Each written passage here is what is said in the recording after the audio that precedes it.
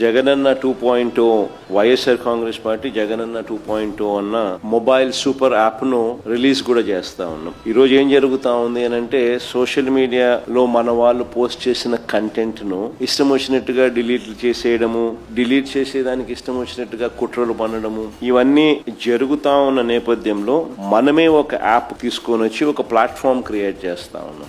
ఈ యాప్ లో ఇందులో ప్రతి కార్యకర్త కూడా నిర్భయంగా తన అభిప్రాయాలను తాను చెప్పొచ్చు.